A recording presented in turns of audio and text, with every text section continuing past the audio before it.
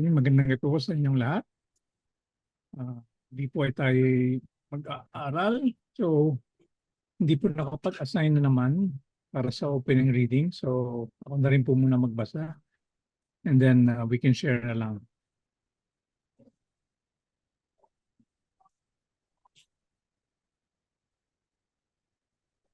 Okay. Number 76, the witnesses. Therefore, since we are surrounded by such a great cloud of witnesses, let us throw off everything that hinders. From Paul to the Hebrews 12:1.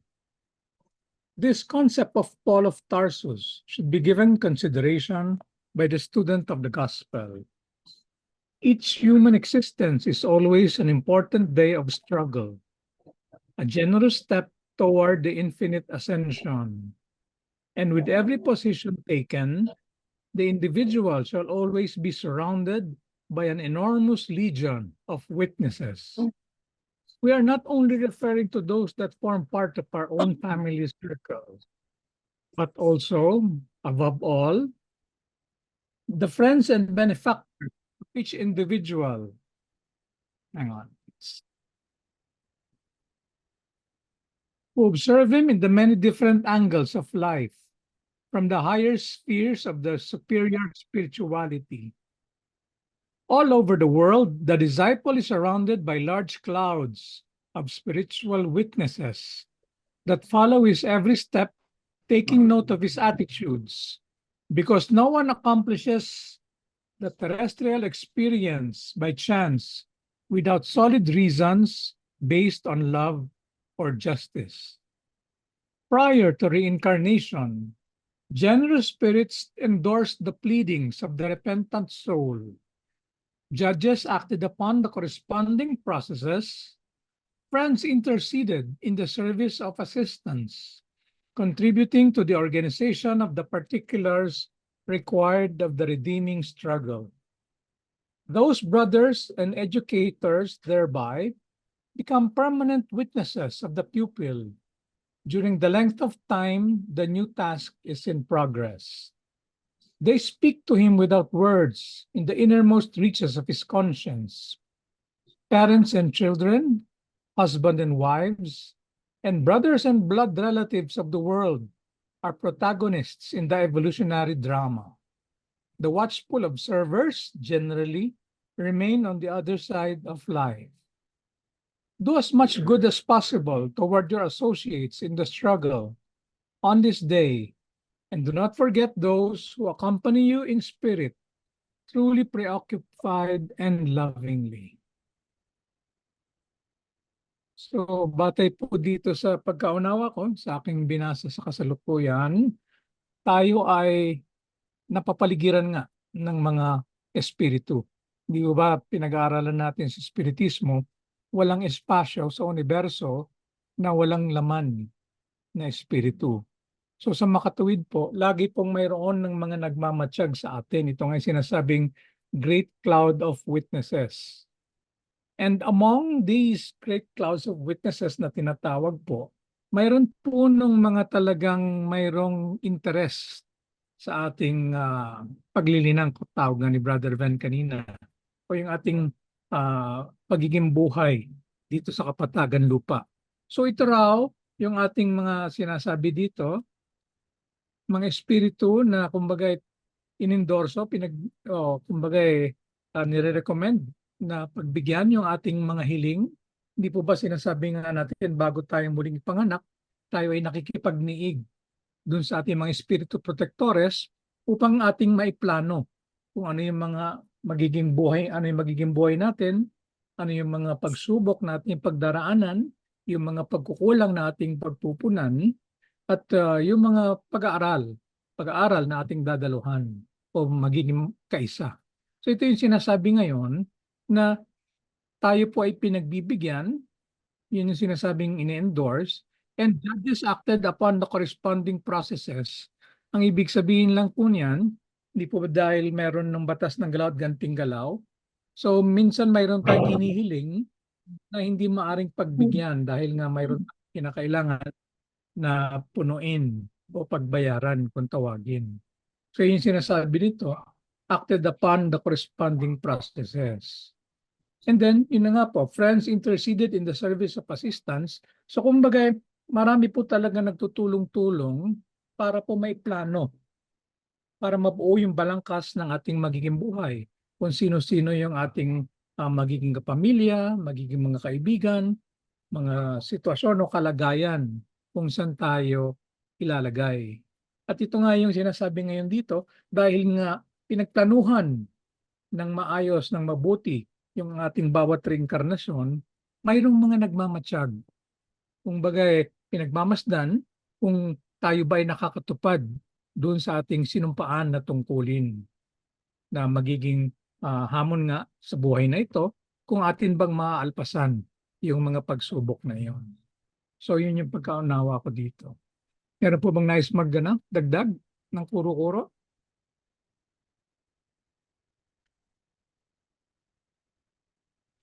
So kung wala na po, let's proceed po sa ating panalangin. Diyos na makapangyarihan, muli po kami nagtipon-tipon ngayong gabi o ngayong umaga upang may pagpatuloy ang aming pag-aaral tungkol sa batas naturalesa, tungkol sa plano ng aming buhay, sa kasalukuyan at sa hinaharap. Mananawa ng aming mga sinumpaang tungkulin ay aming may sakatuparan upang ang aming espiritu ay malinang at kami ay makasulong sa aming paglalakbay patungo sa kawagasan. Mananawa na lagi naming may sabuhay ang aming napag-aaralan at kami magtagumpay din sa pagbabahagi nito sa aming kapwa upang sama-sama kami na sumulong patungo sa kawagasan. Shanaw. Okay, so good evening mga kapatid. Ipapatuloy po natin yung pag-aaral. Maganda po yung topic natin ngayon. Panalangin na po kung para doon sa mga kaaway daw at doon sa mga nagdanais sa atin ng hindi maganda. So let me share lang po itong screen.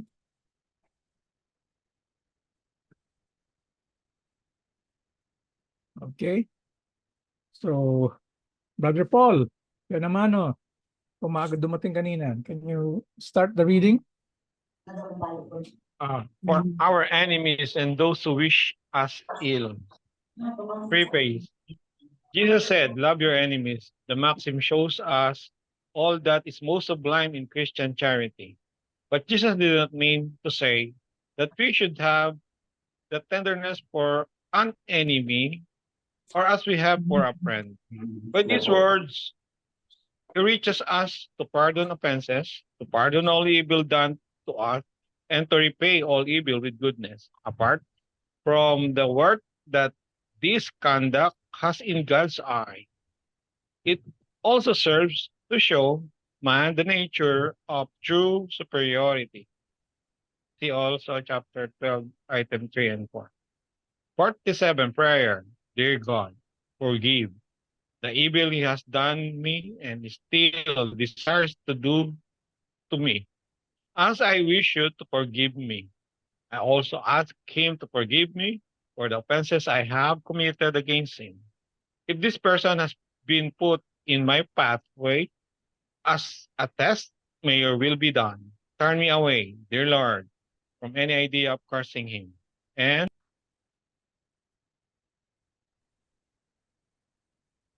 do not So from from all other wicked sentiments against him. Do not ever allow me to be happy in any misfortune that may befall him, so as not to blemish my soul with thoughts which are not worthy of a Christian. Lord, may your mercy extend to him and use him to harbor better sentiments towards me. Good spirits, induce me to forget all evil and remember only the good. May neither hate, rancor, nor the desire to pay back evil with evil enter my heart, since sentiments of hate and vengeance belong to bad spirits, be they incarnate or discarnate. On the contrary, may I be prepared to extend a friendly hand to him, so repaying evil with goodness and help him if it is possible, so as to test the sincerity of my words. I beg you to forgive me an opportunity to give me an opportunity to be useful to him. But above all, Lord, preserve me from doing this out of pride and ostentation, smothering him with humiliating generosity, which would only cause me to lose the lo- of my action. uh, okay. Pro the to lose the fruits of my action. Since in that case I would deserve these words of Christ, you have already received your recompense. Okay. Thank you very much, Brother Paul. So, any reflections, comments? Mm, um, ano ba? Yung ang mahirap daw dito sa pagdarasal, na pinagdarasal natin daw yung ating kaaway, pero meron daw baka mamaya daw, pinapanalangin din sana daw dapat na wag daw ito maging ostentatious. Medyo ah,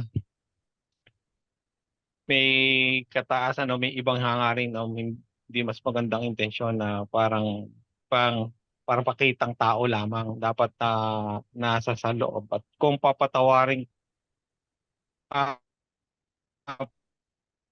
at pinagdadasal sa Diyos at sana daw mapatawad niya ng buong puso yung kanyang kaaway at sana magawa pa niya ng mabuti. Yun ang mas mahirap. Sa saka wag daw niyang ikatuwa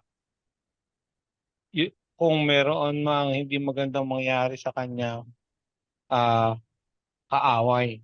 Sana daw laging maayos yung kanya yung sa kanya kumakaaway, no? At sana magawan pa nga ng mabuti na sa atin parang napakabigat na kung paano gagawin, ano.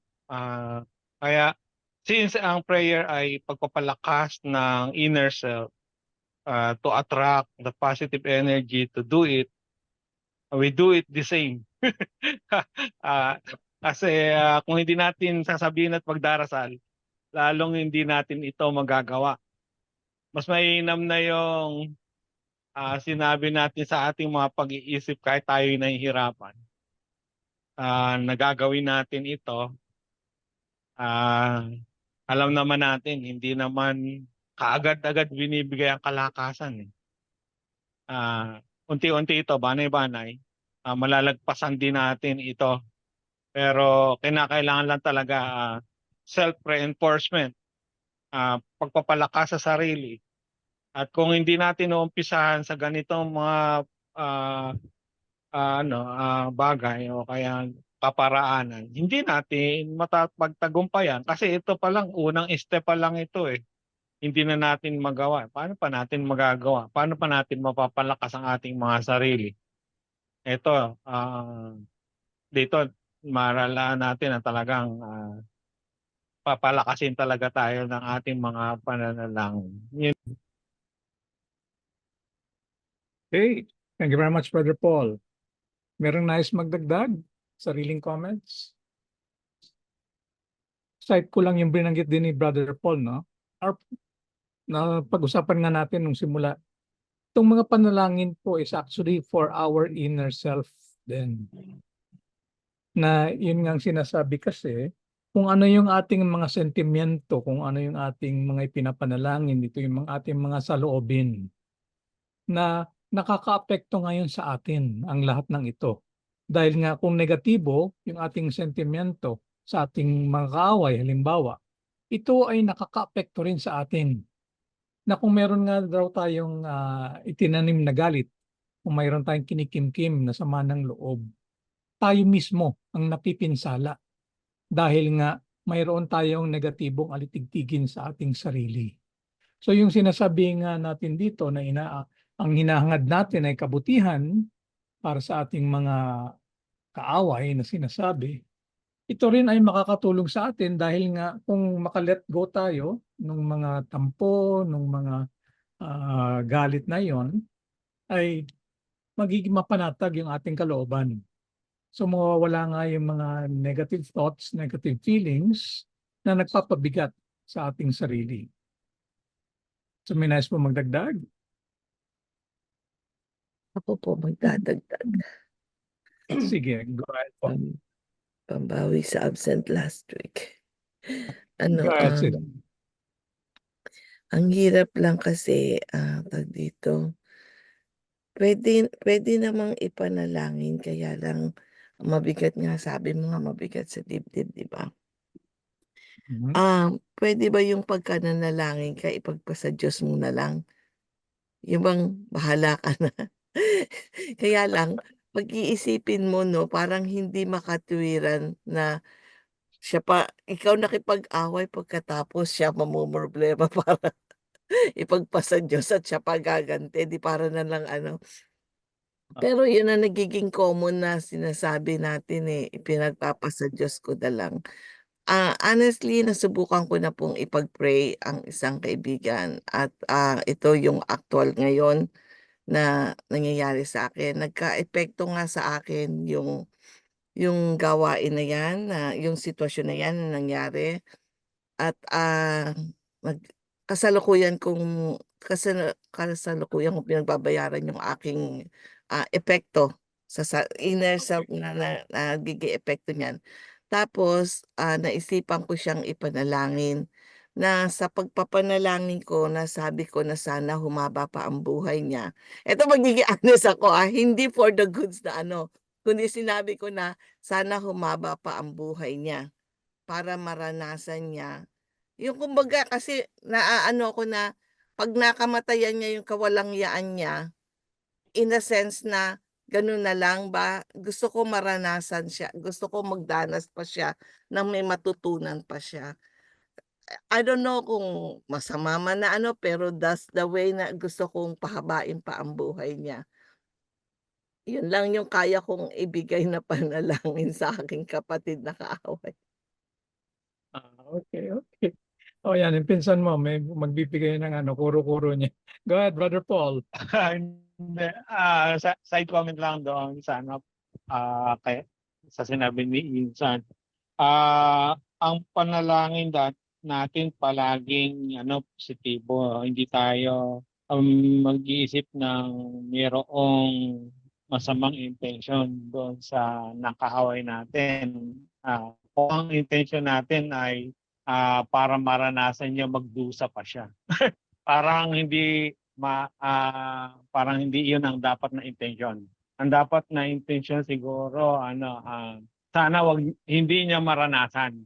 Ang sana ay matutunan niya ang mga dakilang simulain at mapagbayaran niya sa mabuting kaparanan. Yan ang mas maganda sigurong dasal natin. Sabi nga dito sa binasa natin yung wag daw nating ikatuwa yung pagkadapa ng ating mga kaaway. Sinabi din naman yan sa banal na kasulatan na yung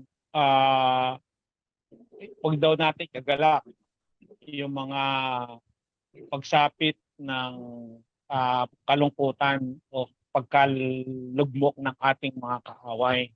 Kung hindi, dapat nga malungkot tayo pa. Dahil alam natin, sabi nga ng ating Panginoon sa Kristo, habag ang ibig ko, hindi alay. Ibig sabihin, dapat nga maawa tayo doon sa mga gumagawa ng hindi maganda. Sapagkat alam natin na darating ang hindi maganda. Kaya't siguro ang mas mainam na panalangin talaga, maunawaan ang mga katuroan na nagtuturo ng mga mabuting kaparaanan upang mapagbayaran ng mabuting kaparaanan o pagbabayad marunong ang mga pagkakasalang nagawa, pagkakautang.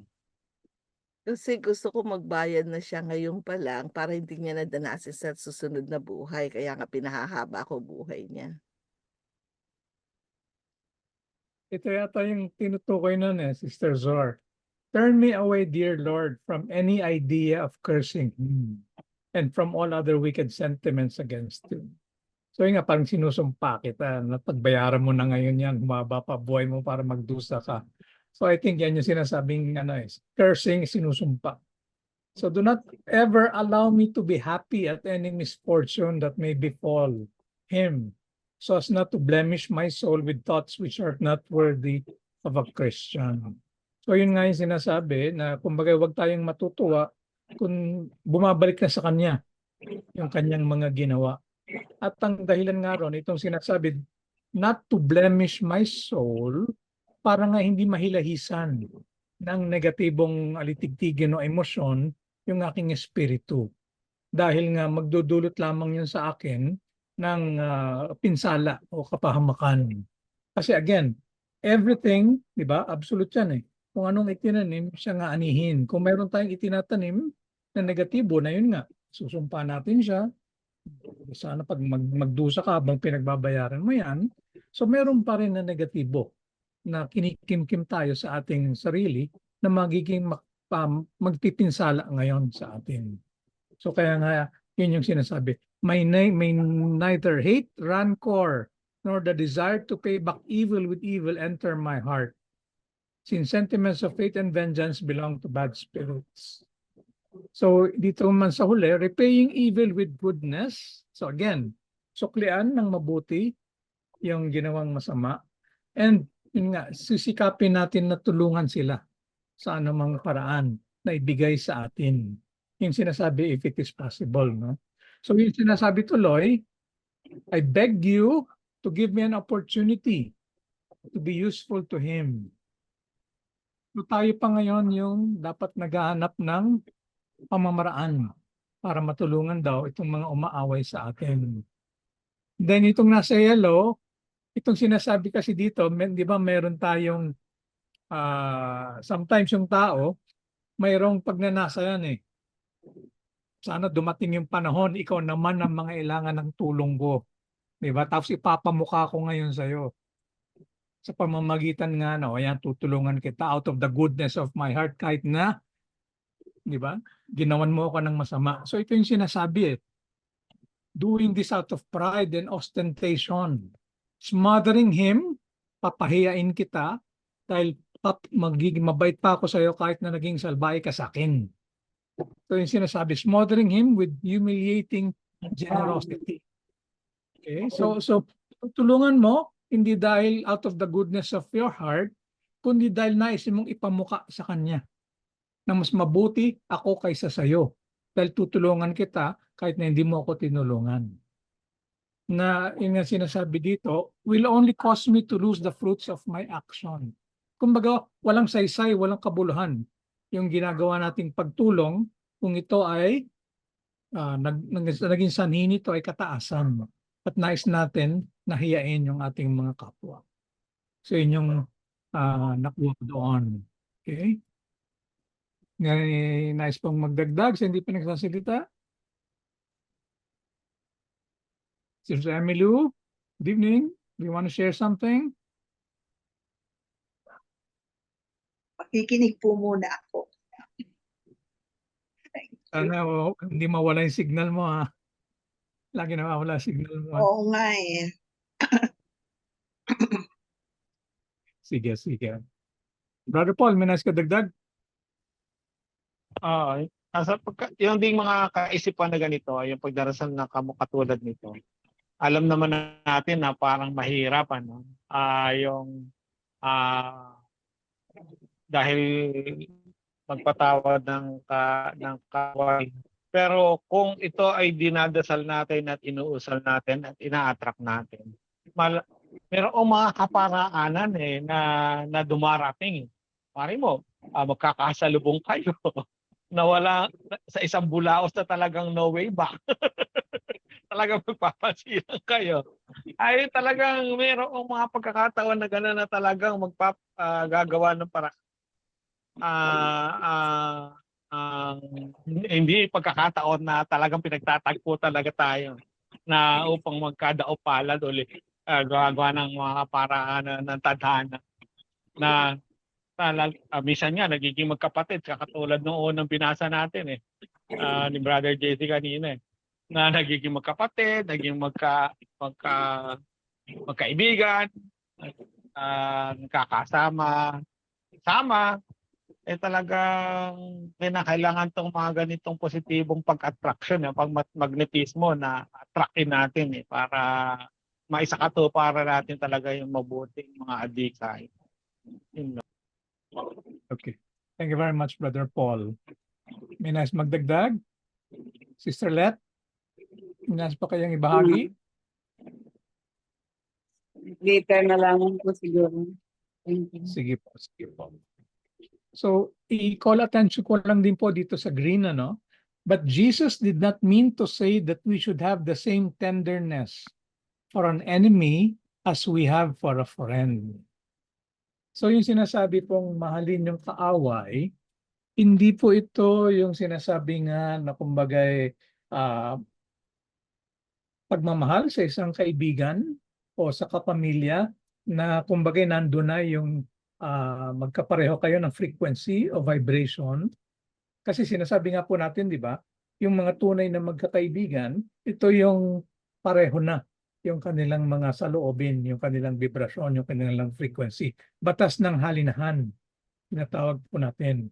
So, ang sinasabi naman po dito, kinikilala po rin ng Spiritismo na maari nga na mayroong gumagawa sa atin ng hindi maganda na nandun pa sa mas mababang kalagayan. Kaya nga po siya gumagawa ng hindi maganda Ginagamit yung kanyang kakulangan ng karunungan, yung pagiging inosente niya, para tayo ngayon ay saktan, para mapunuan yung ating mga pagkukulang. So hindi sinasabi na kinakailangan ay mahalin natin daw tulad nito with tenderness, parang pagmamahal natin sa mga kaibigan natin. Kung hindi, ang ibig lang sabihin noon, hindi natin dadamdamin. Kumbaga, hindi tayo magtatanim ng galit. Uunawain natin na nandun pa siya sa kalagayan na yon, nakaparaanan nga siya para tayo ay masulong, mapawagas yung ating pagkatao. So, hindi tayo magtatanim ng galit sa kanya, kung hindi, maghahanap pa nga raw tayo ng pagkakataon na matulungan siya. So again, kinikilala po na meron talagang magkakaibang vibrasyon. So dahil nga may batas ng halinahan or law of attraction, yung kabila nun may law of repulsion din, di ba? So tatanggalin natin din ngayon yung pagdaramdam. Yun ang sinasabi. Hindi po sinasabi na kumbaga mamahalin natin tulad ng paano natin minamahal ang isang tunay na kaibigan.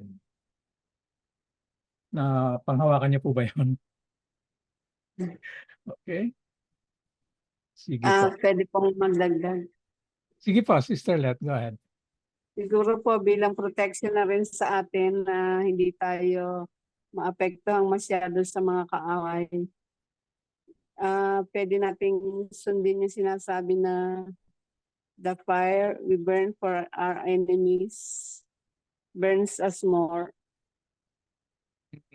Mhm.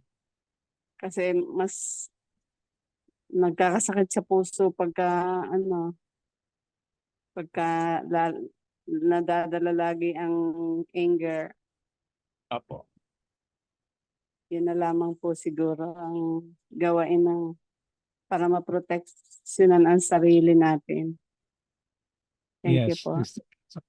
Thank you very much po, Sister Let. So yun nga po yung sinasabi natin din na kumbaga itong may mga mabababaw, masasamang alitigtigin tayong daladala sa ating pagkatao, tayo rin yung napipinsala. Kasi baka mamaya yung gumawa sa atin ng hindi maganda dahil nga hindi niya pa naunawaan na hindi maganda yung kanyang ginawa, nakalimutan niya na tayo. Pero tayo, na hindi makalimutan yung ginawa niya sa atin, habang kinikimkim pa natin yung galit na yon, tayo ang nagsasuffer. Dahil nga, yung sinasabi nga ni Sister Let, tayo ang mababurn, tayo pa yung mapapasok, tayo pa yung masusunog. Dahil nasa sa atin yung apoy na lumaglagablab, yung apoy ng galit na yon. Father Paul, may dadagdag ka? Yung mga sama ng loob ay yun ang magpapahirap sa atin. Hatred is self-punishment daw. Hatred is self-punishment. Na ang mapipinsala tayo rin naman. Kailangan talaga sa pagpapatawad ng ating sa ating nagkasala ay uunawain at mas maganda pa maging makakalimutin tayo doon sa mga ginawa sa atin, parang walang nangyayari. Minsan naman talaga nangyayari yan mayroon tayong bigla ang pagkagalit No, ibig sabihin nakagawa siya sa atin ng pagkakasala kung kaya tayo nag-react o nagkaroon ng emotion. No, pero dahil tayo nag-aaral, na mabilis tayong nakaka-move on na hindi tayo nagagalit sa kanya, hindi tayo patuloy na nagagalit kung hangga't maaari mayroong mga pagkakataon na umiiwas na lang tayo sapagkat yan daw ang minsan na dapat na gawin, kamukha ng isda. Sa kaplo rin ko to narinig na isda, kung bakit daw isda ang dapat nakainin sapagkat ang isda ganun daw umiiwas sa red tide kung saan masama ang tubig, aalis yan, no? Ganun din naman tayo kung mayroong mga negatibo tayong mga kasalubong ay umiiwas na tayo para huwag tayong maapektuhan. Meron akong isang kwento nangyari sa akin sa totoong buhay. Sa pag-basketball, meron akong lagi kong nababox out. Di naiinis sa akin, malaking tao siya lagi ko siya nababox out, na tinatalo ko sa rebound, no? Ay nainis sa akin. Bakit tinulak ako? Tinulak ako ng gusto. Dahil nag-aaral tayo, alam ko na hindi naman dapat awayin. Kahit na tayo nasa tama, hindi aawayin. Alam ko rin na balang araw ay merong panahon na kakailanganin natin sila ito yung nangyari doon sa namin, sa call center namin labanan ng mga team ay yung pagkakataon right after that, siguro 2 months or 3 months pagkatapos ng insidente, yung computer ko sira. Siya yung tagagawa. no way out ko na kung sino tatawagin. Talagang tatawagin ko siya. Siya lang ang tagagawa O di, dahil sa hindi ko siya ginawa ng hindi maganda, dahil hindi ko naman siya inawan, kaya akong lumapit sa kanya na pakigawa mo nga itong aking computer. Di nagawa yung computer. Yeah. Kaya malaking bagay talaga itong pag-aaral ng simula. Nakakabata ito. Hindi ka agad kumukunot ang ating mga muka.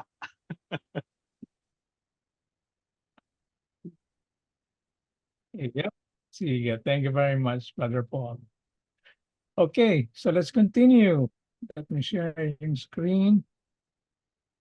So good evening nga pala sa latecomers. Kuya Abner, Mark, Arceli, Sister Mel, Jaycon, Art, Abby, and Ooms. Welcome. Jancel, pwedeng ikaw magbasa?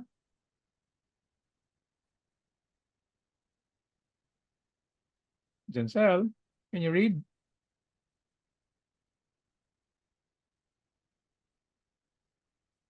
Yet available si Jancel. Next on the list, Lester. Good evening, Lester. Can you read?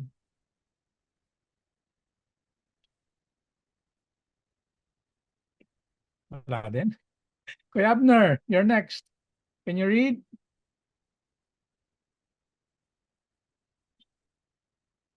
What?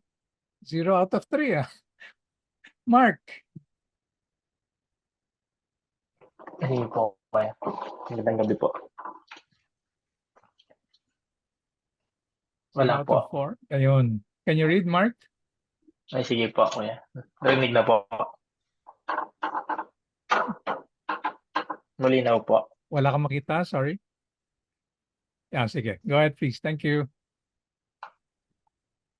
Okay na po, malinaw po. Medyo.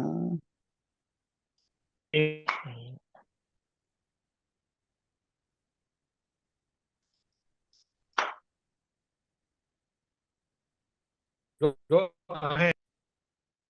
Mahina yata yung signal ni Mark. Or sa akin ba'y nawawala? Wala din po sa amin. Nawala si Mark, Mark. Nawala. ganda yung signal mo yata. Iba mo na. Arceli, are you there? Can you read? Hello po. Good evening. Sige po, kuya. Thank you. Thanksgiving for blessings received by our enemies. Preface. To not desire evil towards your enemies is to be only partly charitable. True charity consists in wishing them well and in feeling happy about the good that comes to them. Prayer. Dear God, in your justice, you saw fit to make X happy, and on his behalf I thank you, despite the evil he has done to me and still tries to do. If he seeks to use this benefit to humiliate me, I accept this as a test of my capacity for charity. Good spirits who protect me, do not let me become regretful because of this. Turn away from me all jealousy and envy, which only degrades. On the contrary, inspire me with the generosity that elevates. Humiliation comes from evil and not from goodness. And we know that sooner or later, justice will be done to each one according to their works. Okay, thank you very much. Diyan na muna. May clip pero maraming laman. Go ahead, Arceli. Do you have any reflections?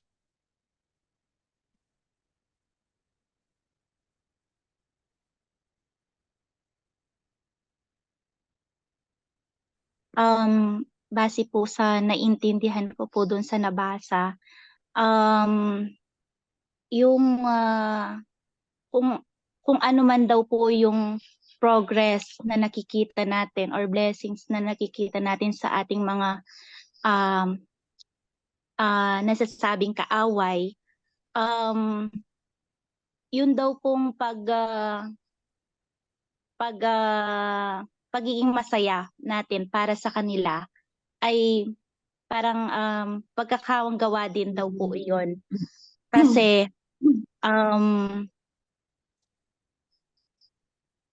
sa ating sarili at sa ating kapwa. Kasi kapag sabi nga po, we do not, ano po yun? Kung ano po yung meron tayo, yun po rin po yung naibibigay natin. So kung sa sarili po natin, iwinawaksi natin yung mga mabababang alitigtigin kagaya ng inggit, nagiging masaya po tayo sa ating kapwa. Yun lang po muna. Very good. Thank you very much, Arceli. Anybody else you want to share? So, yung nasa taas itong blue, true charity consists in wishing them well and in feeling happy about the good that comes to them. So, if I remember correctly, dito sa taas meron din something similar. Sana yun? Ito, in the yellow, it also serves to show man the nature of true superiority. So, kumbaga, sinasabi na tatak o marka ng tunay na kawagasan o kaantasan yung hindi na tayo talaga nagdaramdam, na hindi tayo nagtatanim ng kahit na anong galit, na kumbaga walang nagtrigger sa atin na tayo ay magkaroon ng hindi magandang mga alitigtigin para sa ating kapwa, na kung hindi nga tayo pa daw ay matutuwa kung mayroon man dumarating na benepisyo doon sa mga umaaway o nananakit sa atin. Mahirap yan, di ba? Dahil nga, parang kinikwento kanina ni Sister Sor, ang karaniwang tao nais na makaganti na kung hindi man sila mismo ang mag-inflict ng harm, yun nga sinasabi, bahala na ang Diyos sa iyo o bahala na ang batas ng galaw at ganting galaw na gumanti para sa akin. So nandun pa din yung negatibong alitigtigin. Meron pa rin kasi tayong pagnanasa na makatikim ng sakit o pagdurusa yung umaway o yung nanakit sa atin.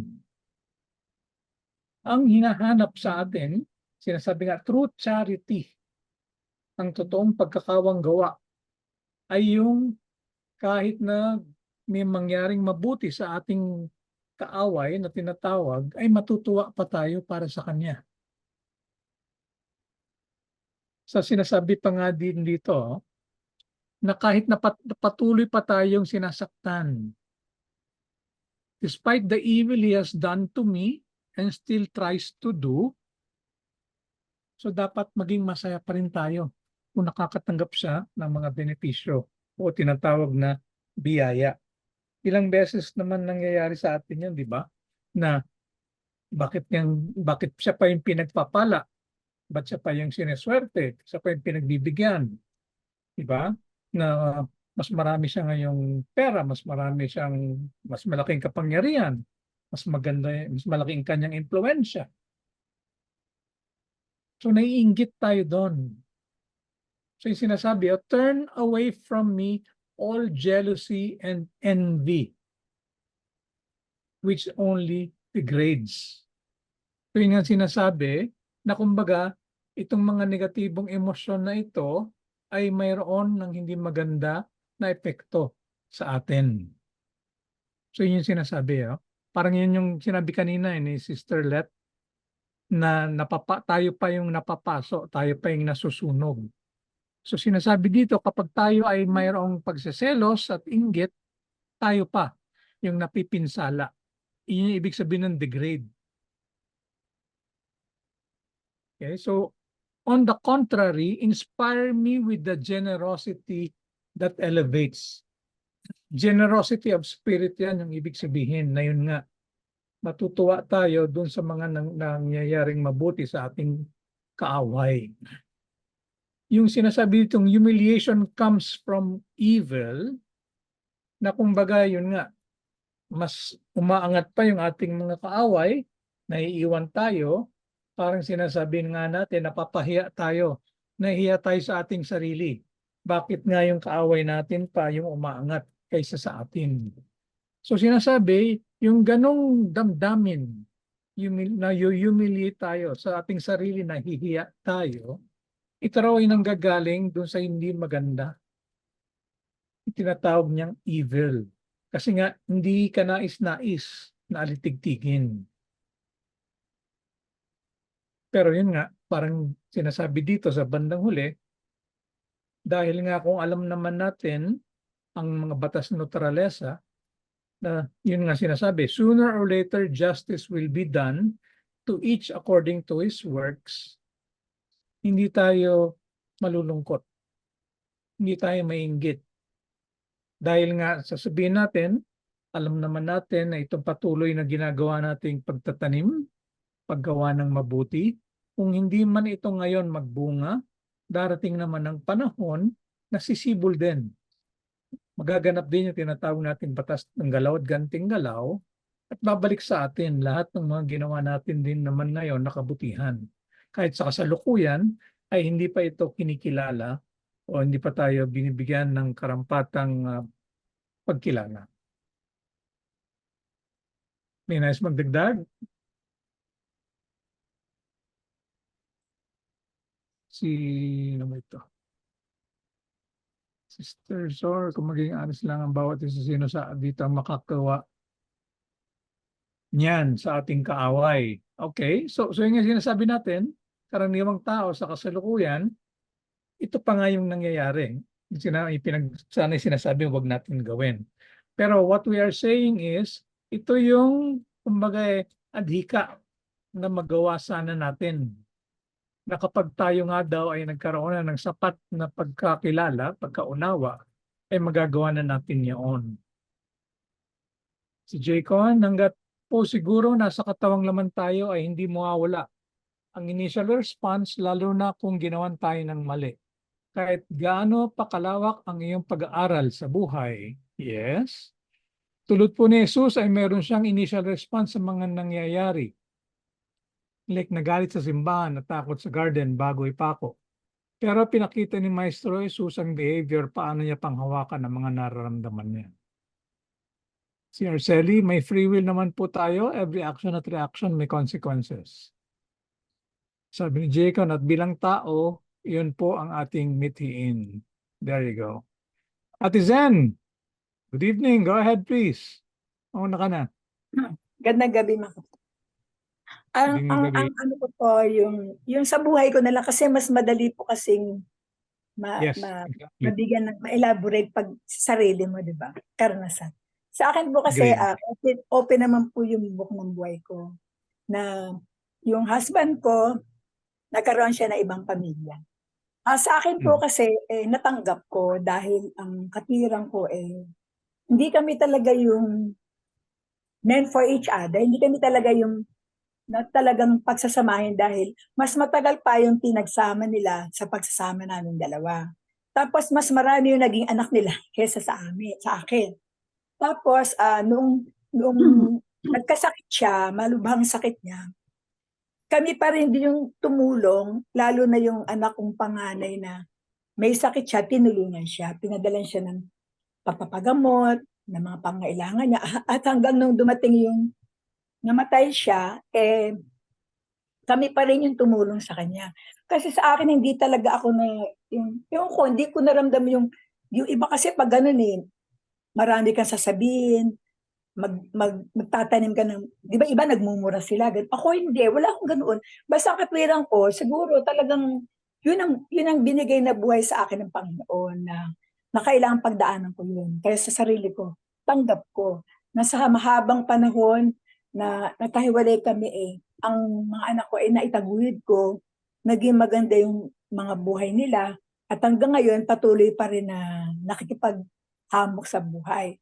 At saka yung sa sarili mo kasi mabigat yung dala-dala mo na hindi ka makapagpatawad, mabigat yun pero kung nailabas mo, nakamove on ka, para andun yun, at makikita mo talaga yung ganda ng buhay na hindi ka naman pinababayaan. Bakit ka pa? Ano pang reklamo mo, di ba? Kasi binigay na sa'yo lahat ng blessing. Hindi ka man pinagpala sa katalim puso, pero ang mga anak mo, ang naging kayamanan mo sa buong panahon na ngayon ay ako narito at nagpapatuloy sa aking sarili upang makapaglingkod sa ating Panginoon. Yun lang mga kapatid. Very nice testimonial. Thank you very much, Ate Zen. So may katotohanan yan, no? Kapag pinakawalan mo na yung galit, napakalaking ginhawa ng damdamin para sa Brother Paul, go ahead.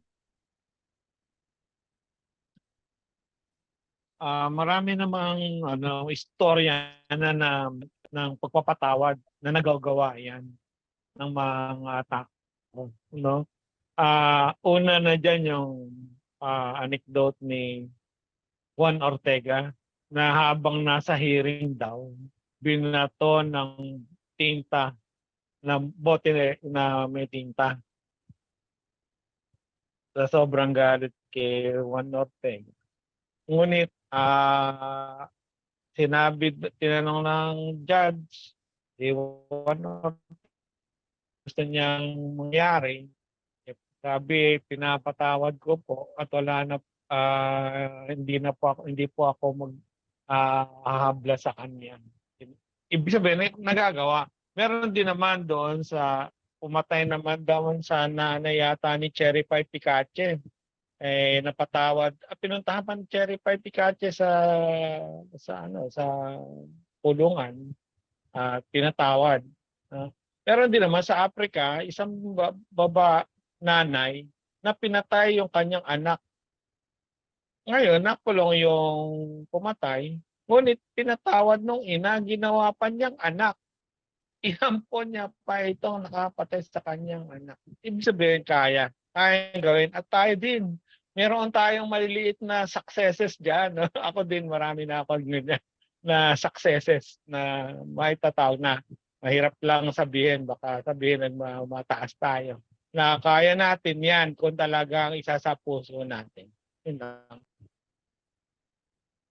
Okay, thank you very much, Brother Paul. So si Jansel may sinulat sa chat, marahil pag tayo na ay nakakaunawa na, para po sa akin ang pag-aaral natin ngayon ay paghahanda para kapag atin ng, saan na yun? Nga ay paghahanda para kapag atin nang naunawaan ang pinag-aaralan natin ngayon, magagawa na natin mapatawad ang ating kaaway at gawan pa ng mabuti. Masasabi natin ngayon, hindi pa natin kaya, pero wag din natin i-excuse na tayo ay tao lang na nagagalit din. So, thank you very much, Jansel. So again, pumapasok dito yung sinasabi natin noon na mas mabigat na yung pananagutan natin ngayon na napapag-aralan na natin na hindi pala dapat na tayo ay nagtatanim ng galit. So tandaan natin lagi yun, ano? So kumbaga, mas mabigat na ang ating pananagutan ngayon na nalalaman na natin ang mga itinuturo na ito kung hindi pa natin magawa kung tayo ay patuloy na nagtatanim. Kaya nga nung nagsalita ako sa sa La Resurrection nung linggo na kumbaga pinag-usapan kung nasaan na ba tayo sa ano na yung kaantasan natin, ay sabi ko, tanungin lang natin yung sarili natin. Tayo ba sa kasalukuyan ay nagagalit pa rin? Tayo ba ay nalulungkot pa rin? Tayo ba ay natatakot pa rin? Kasi kung nakakaramdam tayo ng ganong mga mabababang litigtigin, ibig sabihin malayo pa tayo. Pero yun nga, tulad ng sinabi ni Jansel, gamitin natin, panghawakan natin itong mga natututunan natin ngayon para palakasin yung ating loob. Sinasabi nga ni Brother Paul, for our inner self. Okay? So let me share na yung susunod nating babasahin. Yung sinabi ni Jansel na huwag nating gawing dahilan na tayo tao lang at hindi natin kayang panghawakan yun. Kaya natin, sabihin natin. Kayanin. Okay. Ito, for the enemies of Spiritism.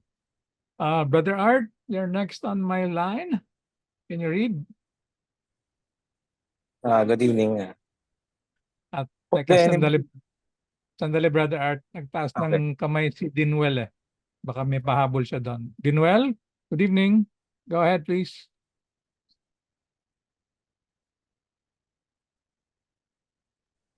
Hello.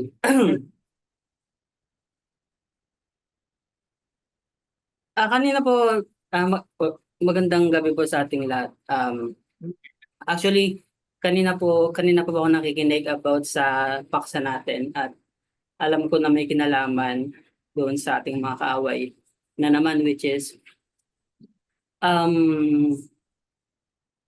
sa akin po iba po yung pananaw ko patungkol sa nabasa po natin.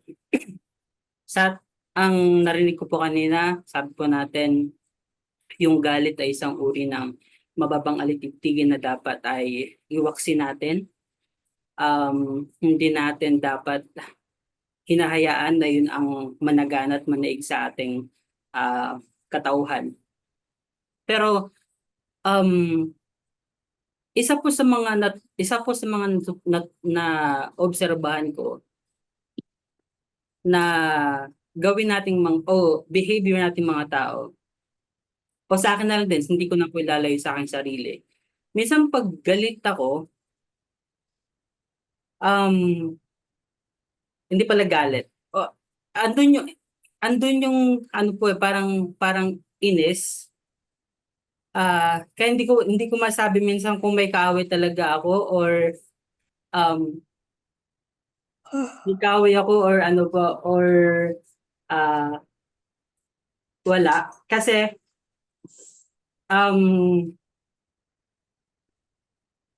pag may pagkakataon po kasi na halimbawa nakaramdam ako ng na yung sinasabi sa akin ng isang tao at nakaramdam ako ng sakit or ng pain, parang minsan mas gusto ko po na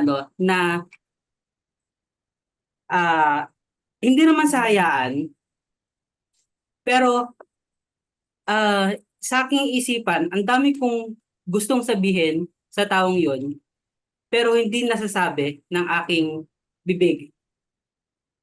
So, pag galit ako, doon din parang dumarating din po sa punto na parang mas nabubuksan ako na mali pala yung iniisip ko, yung ginagawa ko. So in that sense, parang masasabi ko po na yung galit minsan na nabubuo, hindi siya innate na masama or negative. So yun po sa akin. Okay. Any comments? Kasi for me, napaisip na naman tayo. Pag si Dinuel talaga nagsalita, napapaisip pa ba? Hindi. Yung sinasabi nga kasing galit, ito yung talagang negatibo na strong emotion na na-generate na meron nga tayong hindi maganda na nararamdaman o naisip na gusto natin ngayon na parang gumanti o mas makasakit din. So yun yung tunay na galit. Pero yun nga, sa pagkaintindi ko, habang tumataas na yung ating kaunawaan, yung ating kaantasan, hindi naman ibig sabihin nun na hindi na natin nakikita yung mga pagkukulang ng ating kapwa, kundi nauunawaan natin, natatanggap natin sa konteksto na nangyayari ang mga bagay na ito, unang-una, dahil dapat mangyari sa atin, kung may ginagawa yung ating mga kaaway, in quotation, sa atin, na nakapipinsala sa ating katawan o sa ating kalagayan o whatever. So, pag nangyayari yan, hindi naman ibig sabihin na we are blind, na hindi natin nakikita. Kumbaga, nakikita pa rin natin, okay, hindi maganda itong ginawa o labag ito sa kagandahang loob. So, hindi tayo blind doon sa pagkakamaling yon. Pero yun nga, hindi natin ngayon, hindi ito nagge-generate sa atin ng negatibo na emosyon, kundi rational na we are mindful, okay, hindi maganda itong ginawa nito.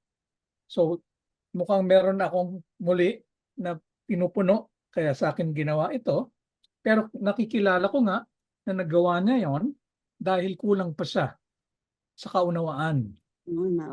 Na magkakaroon ngayon sa atin, anong response? Okay, paano ko mapapaunawa sa kanya na hindi ganda yung kanyang ginawa?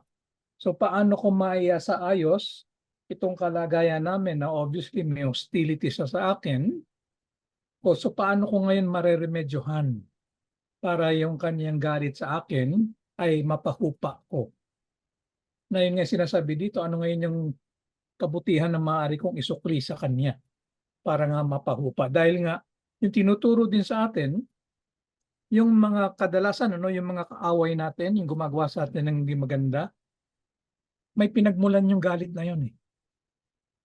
Na meron tayong nagawa sa kanya nung nakaraan, kaya ganun na lang katindi yung kanyang galit sa atin. So again, kinikilala natin, we recognize na hindi maganda itong nangyari, na kumbaga may hostility sa aming relasyon. So unang-una, tatanggapin ko ng may kapanatagan, hindi ako magagalit dahil nga naintindihan ko kaagad, okay, ganting galaw ito. And yun nga, by default, ang magiging ko kaagad response, paano ko aayusin yung aming relasyon? Paano ko siya matutulungan para mawala yung kanyang galit? So, yun yung pumasok sa isip ko based dun sa shinare ni kanina, ni Dinuel. Brother Paul, you raise your hand. Oo, yung tungkol sa sinabi ni Daniel din, ang naisip ko naman sa sinabi ni Dinwell, para maipaliwanag yung parang gusto niya ipakahulugan, ay parang pagtingin sa isang dilim, ano, hindi daw natin masasabi na may liwanag kung walang dilim. Ibig sabihin, kung may galit, alam natin na merong mas mabuti roon. Kasi kung hindi natin makikita kung ano yung galit, hindi natin mauunawaan paano ba yung mawala yung galit. Kasi hindi nga natin alam yung galit. Kaya kung meron tayong damdamin ng galit, paano kung ma-overcome ito? Di ba? Parang meron punto na panggagalingan dapat na ito yung kagalit-galit na ako. Dati kagalit-galit na sa akin ito eh. Kasi naramdaman niya yung galit, kaya niya napagtatanto na ang ginawa ng kanyang kapwa ay kagalit-galit. Parang ganun, ang gusto niya siguro ipakahulugan na mayroong parang makitang mainam yung liwanag, makita mo na nakikita natin dapat yung dilim. Kasi hindi natin ma-differentiate yung liwanag sa dilim kung hindi natin nakita yung dilim. Parang ganon. Ang aking interpretasyon sa sinabi ni Dinwell. Yun lang. Thanks, Brother Paul. Yes, Dinuel, go ahead. Kasi po, doon sa batayan po natin ng kawagasan, parang kung pag-aaralan ko po talaga yung sarili ko, talagang masabi ko na ang layo pa talaga pala. Kasi hindi naman po ako yung tipo ng tao na madaming kaaway or may kaaway sa ngayon. Pero madami lang din ako mga tao o may mga tao ako na hindi gusto. Na to the point na hindi ko sila wini-wish ng hindi masama. At the same time, hindi ko sila wini-wish ng mabuti. Yun po yung akin. Andun yung hindi naging consistent yung hindi naging consistent yung nararamdaman ko sa kanila. Nag-fade siya eh. Pero yun nga, parang sa sinabi kasi sa pag-aaral natin, dapat wini-wish din natin sila at nagiging masaya tayo sa kanilang nararating. Pero yun lang po siguro sa akin, parang hindi ko ma-wish yung taong ayaw ko na may maging maayos yung kanilang. Kung let's say for instance na lang din po, katulad na sabi ko kanina, daming tumatakbo sa isip ko. Currently, halimbawa, yung boss ko, nag-run ng o nagkikater ng mga client na may kinalaman sa financial statement, so about sa accounting. Tapos, later on, na-realize ko, nalaman ko na hindi naman pala siya accounting graduate. And yet, yung approach niya sa akin is that yung approach niya sa akin is pakiramdam ko inaatake inaatake and kino-question yung competency.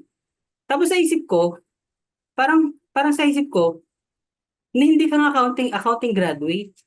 Tapos tatanungin mo ako ng ganyan or i-question mo ako. So parang andun yung inis, hindi ko masabing galit, pero andun yung inis. Hindi ko siya hindi ko siya maturing nakaaway, slight lang siguro. Pero ayun po, siguro gusto ko lang parang dito sa part po ng pag-aaral natin, gusto ko lang ipakita yung kung ano yung emosyon na lumalabas at ipapakita ko kapag ayaw ko o nainis ako sa isang tao. At siguro sana maging bahagi ito ng pag-aaral natin na magbukas pa sa ating mas malawak na pag-aaral. Kasi minsan hindi tayo magkakaroon ng malaking pag-akbang kung lagi tayo nasa safe zone lang din na magsalita. You know, very idealistic, hindi natin tinatouch yung what's on the battleground talaga. So, yun lang po siguro. Ino-offer ko na yung sarili ko. Sana wag po akong ma-judge. Hindi, masasabi ko lang doon, kahit paano umuusad ka na eh. Dahil hindi ka na nagagalit eh. Inis na lang, di ba? So kasi dumaan din ako dyan sa ano yan, in my professional career, talagang may makakaengkwentro ka eh ng mga co-workers or managers na talagang yun nga. So the fact na hindi ka naman nagagalit kundi inis na lang, di ba? Is, I think for me a sign na kahit paano sumusulong ka na. Okay. Sige, Sally, go ahead. Share ko lang po yung experience ko sa ahead. yung sa galit or inis. Actually, binabawasan ko na yung pagsasabi ng term na galit. Lagi kong ginagamit yung inis. Like po yung nangyari po nung last summer Tuklas Camp na naharang yung 6 ko na pamangkin na mag-join. So yung naramdaman ko, nagalit ako dun sa mga dalawang kumausap to the point na yung isa na gusto kong i-block sa FB. Gusto kong i-block. Parang ayoko muna siyang nakikita. Tapos nakikita, kaya lang dahil po sa pag-aaral natin at last time na yung topic natin, nasabi ko na hindi natin dapat na yung mga espiritu ay hindi dapat natin itinatakwil or parang pinagpipray na mawala sila. Kasi ang dapat nating ipanalangin yung hindi tayo mahilahisan ng mga mabababang alitigtigin. So doon ako sa punto na iniisip ko ibablock ko or hindi. Kaya lang pinaninindigan ko. So andun yung inis kasi nakikita ko yung nagre-react siya sa mga post ko, pero hindi niya sinin yung message ko na tinatanong ko siya bakit nanghingi ako ng explanation, bakit nila pinapag-back out yung mga pamangkin ko. Hindi nila sinin pero nakikita ko siyang nagre-react sa mga post ko. So andun yung inis sa akin hanggang sa yun nga po, pinuproseso ko, humuhupa. Kaya ngayon, ang naiisip ko na hindi na yung galit na galit eh. Hindi na rin yung gano'n na inis. Hindi ko palang alam kung paano yung andun na ako sa punto na inuunawa ko at iniisip ko kung paano ang magiging kung paano ko siya mahahalina para maunawaan niya yung pag-aaral ng espiritismo. Yun lang po. Very nice. Thank you very much, Sally. Anybody else before I call on Brother Paul again? Jaycon, nagtaas ka kanina kamay.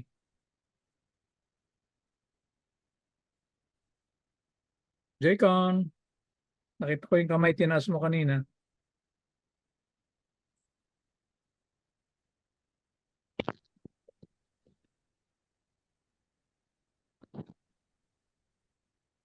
Nagsasalita ka ba? Wala kami marinig.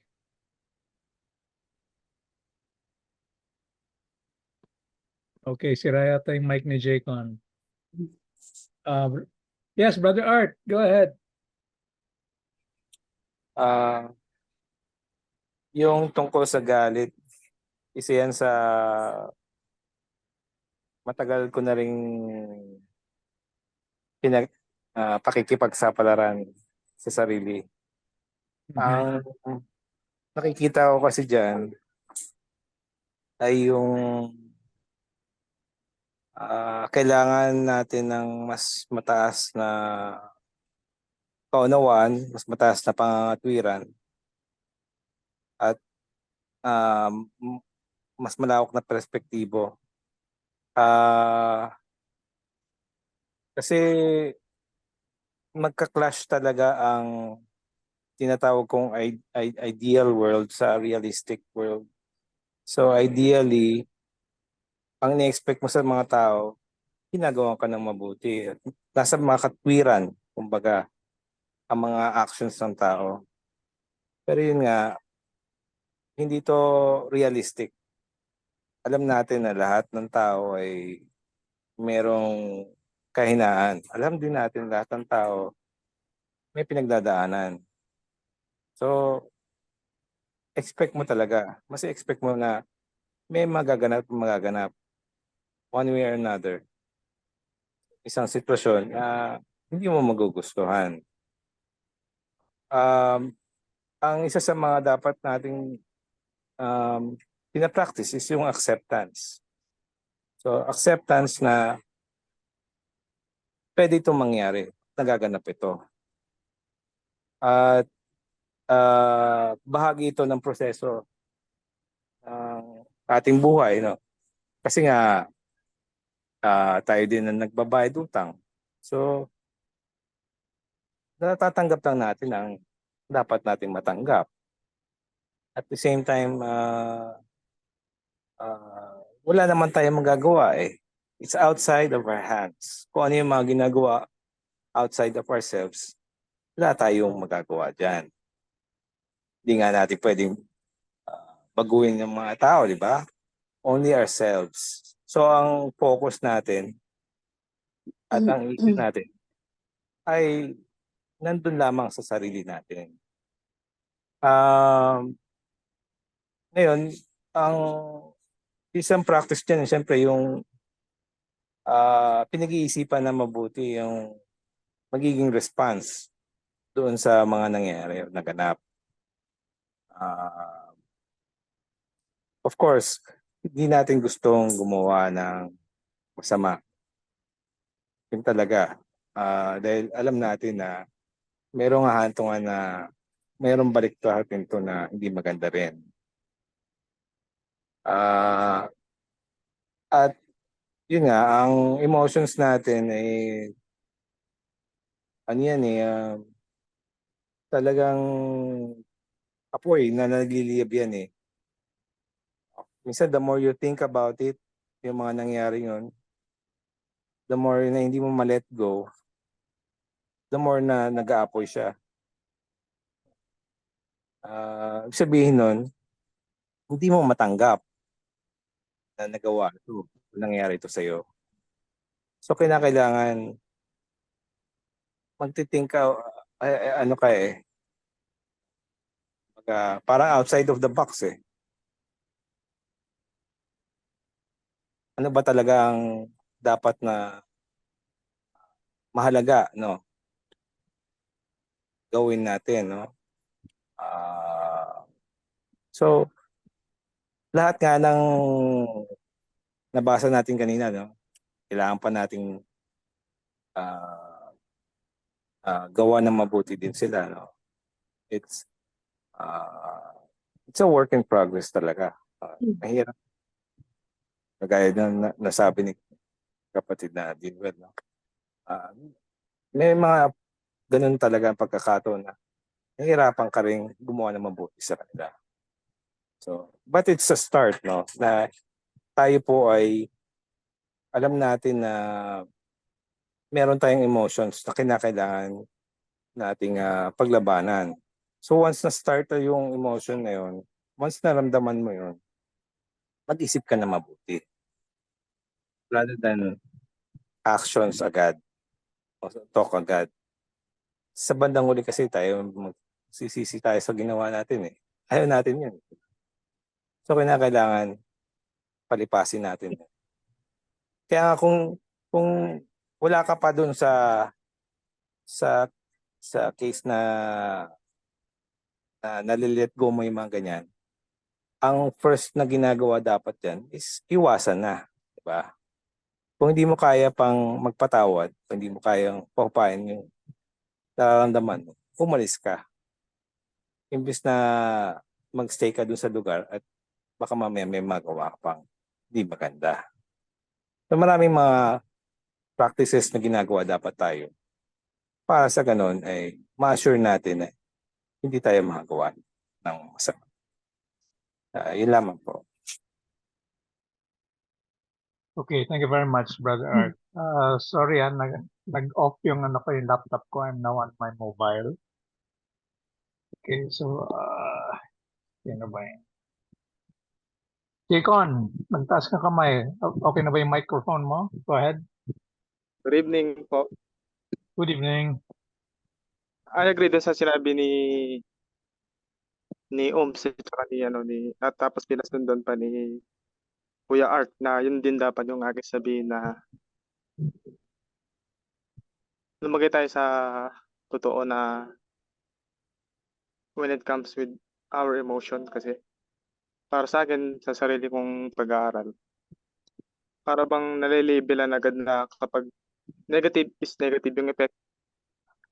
Hindi rin porket positive yung mararamdaman natin is positive din yung effect. Medyo may tricky yung phrases na yun, pero meron yung laman na hindi porket negative yung mararamdaman natin is magiging negative yung effect.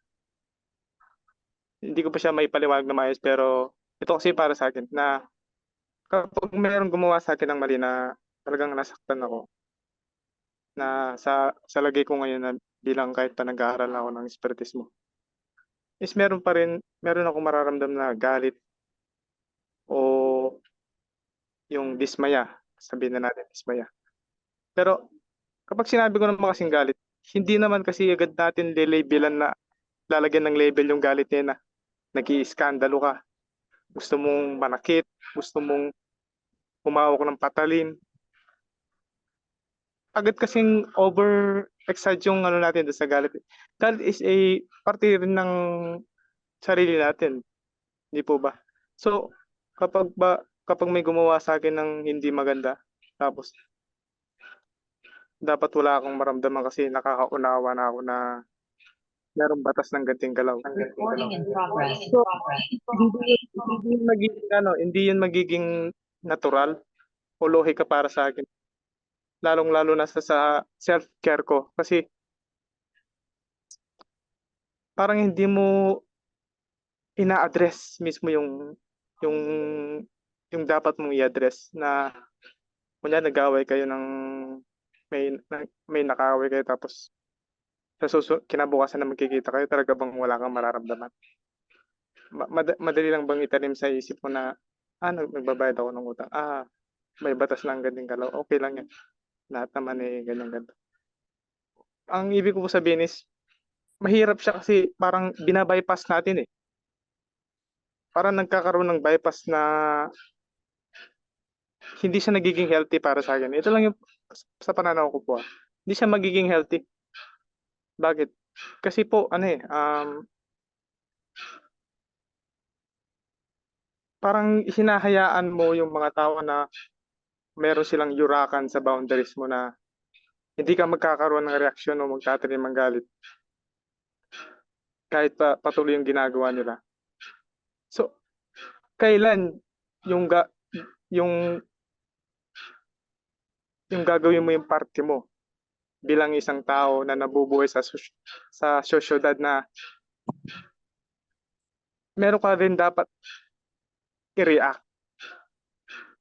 Pero, in a modest way. Kaya nga nag-agree ako dun sa sinabi ni Kuya Art na palipasin mo muna, iwasan mo muna magipag-argumento lalo na kung mainit na.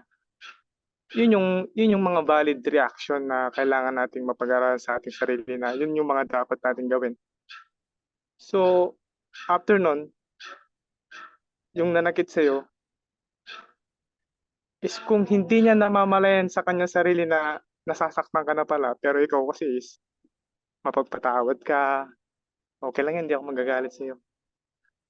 Ngayon, paano mo matuturuan yung isang tao na nakakagawa sa'yo ng mali kung hindi naman pala niya nararamdaman na nakakasakit na siya?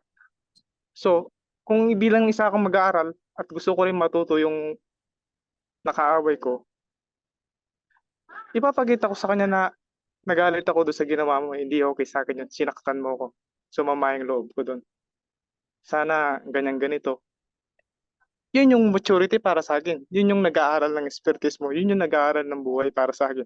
Mahirap kasing itago na lang Parang nagigets ko yung sinasabi ni Oms na kailangan nating maging totoo sa pagbabahagi at hindi laging idealistic na magpatawad, maging ganito, maging positibo ang pananaw.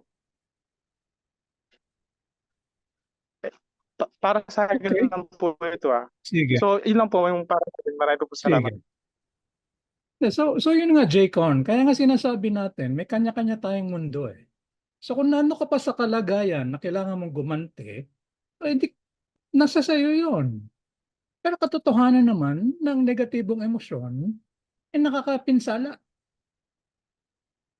Kaya nga nasa sa No, atin ngayon, paano tayo wala po tutugon? wala po akong sinasabing gumanti kung hindi kailangan nating i-address kung sino yung Hindi ko sinasabing kung hindi sino yung- i-address. Hindi ko sinasabing hindi i-address, J-Con. Kaya nga sinabi ko kanina nung tumugan ako kay Ooms, di ba? Kikilalanin mo may maling ginagawa. Paano ko ngayon aayusin nang hindi ako nagagalit? So iba yun. Iba yun na magagalit ka din. Kaya nga tinuturo sa atin, we look for our better angels. Kaya nga itataas natin yung ating sarili. Kasi nga, kung nagagalit ka pa, ibig sabihin, nandun pa yung kataasan. Pinagtatanggol mo yung karapatan mo na hindi dapat ginawa sa iyo yun. Pinag-aaralan mo it's na an nangyayari initial sa response. ginaganding Yun po galaw. yung ibig sabihin. Na initial response po yun ng yung bilang tao. At Oo hindi yung nga, mawawala. bilang tao, bilang nasa mababang kalagayan, initial response talaga galit. Nais mong gumanti. Kaya nga tinuturo sa spiritismo, hindi ganyan dapat. Kaya kailangan itaas. Pero yun nga, kinikilala natin, nakasalukuyan, nandun pa tayo sa kalagayan na magdaramdam ka. Kinikilala nga natin yun, di ba? O kaya nga si Sister Sor, gusto pang gumanti. Di ba? Sinusumpa niya, o sa ano, mababa pa yung buhay mo para magdusa ka pa ngayon. Okay, what I mean sa hindi dapat hindi naman po kapag in-express ko yung sarili ko sa isang tao na nasaktan niya ako, is hindi naman yung nangangahulugan na gumaganti ako sa kanya. That's what I meant po. Kaya nga, pero sinasabi mo, magagalit ka pa eh. O, di ba?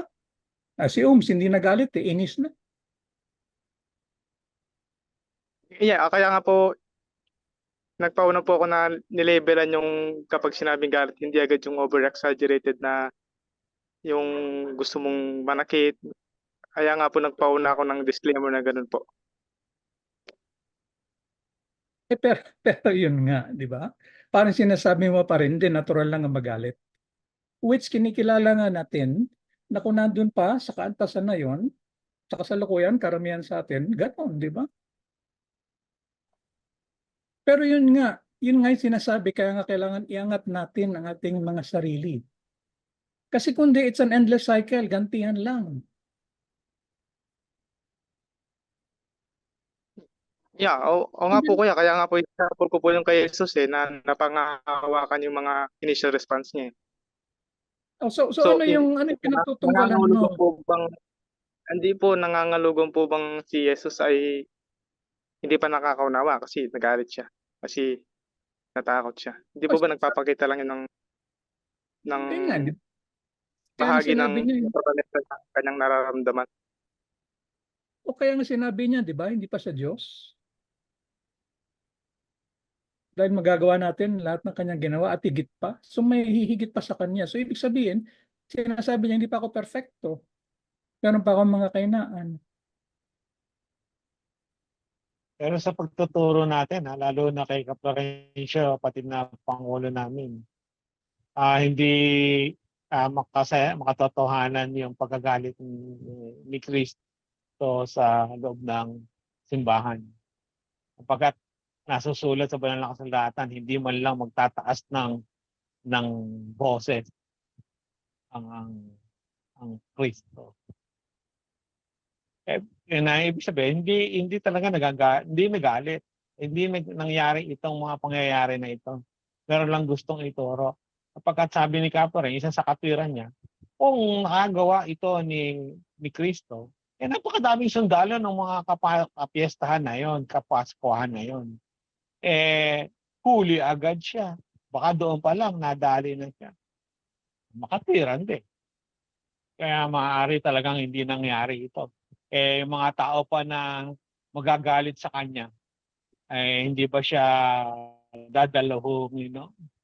Di ba? Mayayaman yun, mga negosyante yun. Maraming tauhan din yun. Makatiran yung sinasabi na hindi nangyari talaga na nagalit. Again, it's all a matter of ano yung paniniwala. Is perfect na ba talaga siya or hindi pa? So may mga magkakaibang paniniwala kasi. Siguro po, Jecon? siguro po para i-summarize ko lang po yung ibig ko sabihin. Ang emotion natin is a way of communication din bilang tao sa tao. So mahirap kasing maging poker face lahat tayo sa mga nangyayari. Kasi mahirap siyang i-connect sa taong nakagawa sa atin. Kung yung taong nakagawa sa atin ng mali, gusto rin natin siyang may matutunan. Ayun lamang po. Maraming salamat. Pero yun nga yung hinihingi ng espiritismo. Kilalanin ng bawat tao may kahinaan na kinakailangan ngayon na tulungan. Kaya nga sinasabi, kawang gawa sa espiritu ang pinakamabigat, pinakamahalaga. Dahil nga kapag hindi pa nakakaunawa, marami pang nagagawa na hindi maganda, yan ang lalong nangangailangan ng tulong. Kaya nga sabi ni Jesus, ako'y naparito para doon sa mga makasalanan, hindi para doon sa mga mababait. So again, hindi ko sinasabi na kukonsintihin natin ng mga gumagawa ng hindi maganda. Pero ang sinasabi, ang hiningi sa atin ay hindi tayo nakakaramdam ng galit o ng inis. Kundi kikilalanin natin na mayroon ng kakulangan pa yung kapatid. Naghahanapan ngayon natin ng kaparaanan kung paano siya ay magabayan para magbago, para makasama rin natin sa pagpapakabanal. So again, hindi natin dinidiscount. Kaya nga kinikilala natin, nandito pa tayo sa mababang daigdig. May kanya-kanya pa tayong mga kahinaan. Pero hindi pagpapakatao yung sinasabi na, di ba? Hindi, pakilala mo sa kanyang mali siya. Gantian mo. Di ba? But in a Yes, manner they way, were. modest way, hindi po yung So ano yung conflict, ano yung pinagkaiba ng sinasabi mo sa pinag-aaralan natin ngayon? Jaycon, hindi ko mapanghawakan pakipaliwanag. Anong modest way? What do you mean by modest? Yung ba yung hindi ka na nagagalit, hindi ka yun na po yung in-example po ni Kuya Art na umiwas ka at maging mahinahon. Pero nandun pa rin yung initial response na nagalit ka. Pero nag-resort ka dun sa modest way. Yun po yung ibig ko sabihin. So hindi ko na po ibig patungkulan na kapag nagalit ka is gaganti ka agad. Kaya ang ibig ko lang po sabihin is kailangan po natin silang i-address sa ating mga sarili. Kasi mas Agree. nakakatulong bilang tao. Agree. Pero yun nga, di ba? Depende ngayon sa tao, depende sa atin Ikaw ba yung gagantihan mo agad siya? Ikaw ba yung iiwasan mo na lang muna? I-avoid mo dahil hindi mo mapanghawakan yung sarili mo para makapag-iwas na lang sa away? Layuan mo na siya? Opo O kuya, yung layuan sinasabi ko dito? muna. Opo kuya, layuan ko muna po siya. Kaya ko siya lalayuan kasi nagagalit po ako. So baka may masabi pa akong hindi maganda. Yun po yung ibig ko Exactly. sabihin. Oo nga, pero yun yung sinasabi natin. Ang tinuturo ngayon sa atin dito, ang pinag-aaralan natin ngayon, paano maiangat pa yung ating sarili above that. Kaya yung sinasabi nga dito, iangat natin yung ating sarili para mawala nga kahit na inis. So Opo, sinasabi opo nga kuya. natin, we are acknowledging because of different levels, may iba-iba pa tayong tugon kung paano natin yun naharap. Pero ang hinahanap nga natin dito, tinatawag nga sa how to become better angels. So yun yung sinasabi dito. Ang tanong, nababafal ko lang po kasi ako yung parang wala na tayong dapat maramdaman. Kasi nakakaunawa na tayo. Hindi ka ba, pag pure ka na, makakaramdam ka pa ba ng negatibo, na galit? Are you saying the Mm. pure spirits nakakaramdam pa ng galit?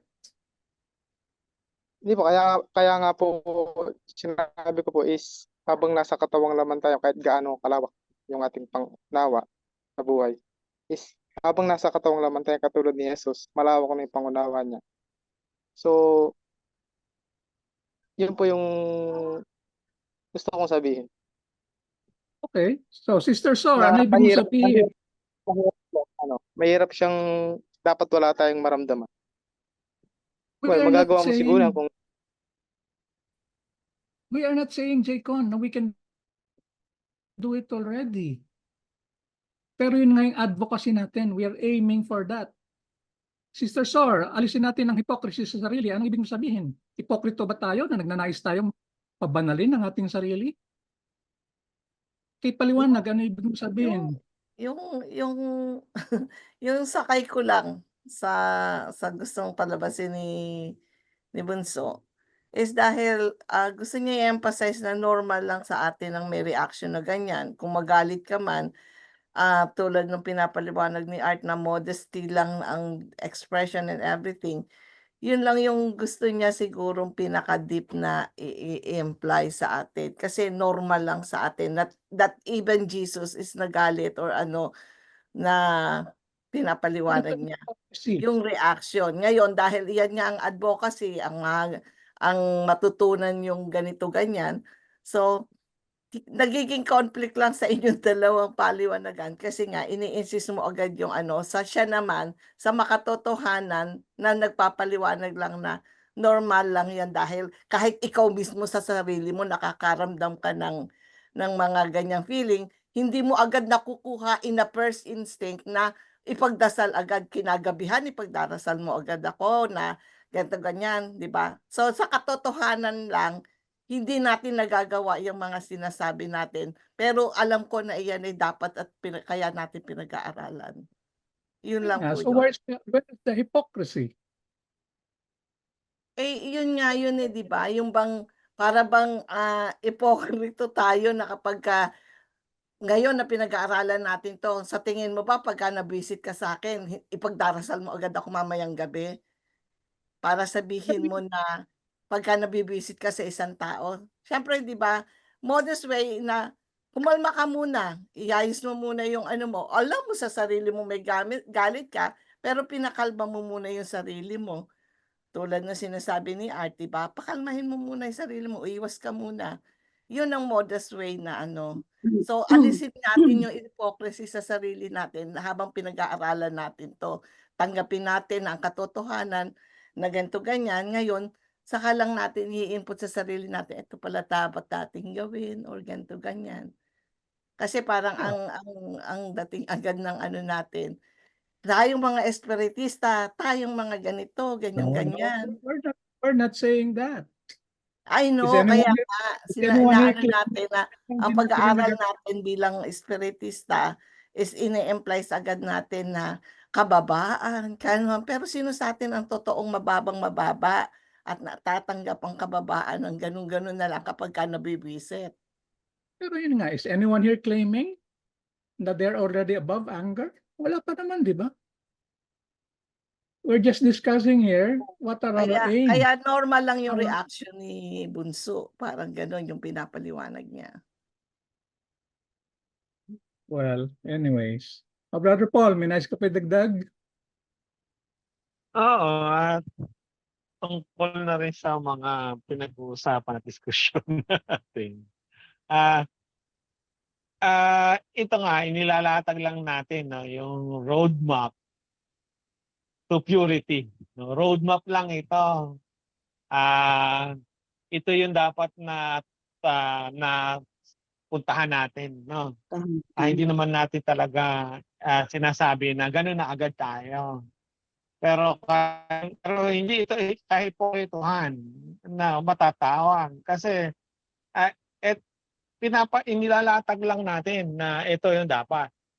Hindi ka-ipokritohan yung ilatag natin ito. Na ito yung dapat patunguhan, ito yung dapat nating hakbangin. Tayong lahat naniniwala naman, we are all in progress. No? Work in progress. no?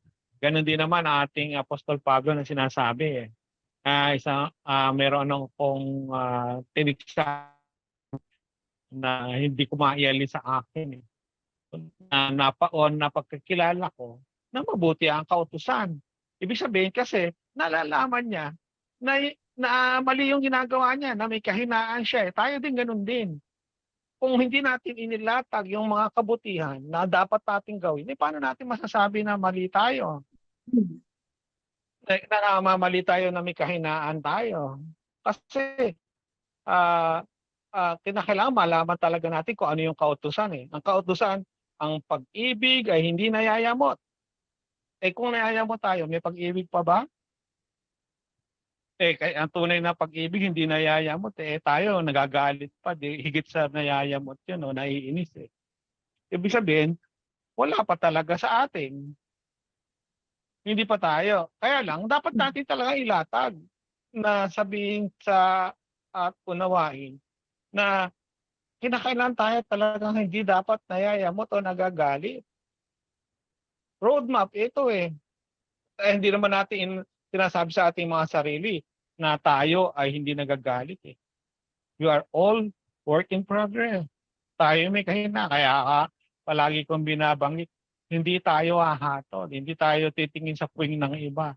Kapag alam natin, kung tinitingnan natin ang puwing ng iba, ang paliwanag sa atin ng ating Panginoong Jesucristo, ililista pa yung mga ginawa nating mas marami pang mas kasalanan kaysa doon sa nakikita na. At hindi tayo makakabato. Kaya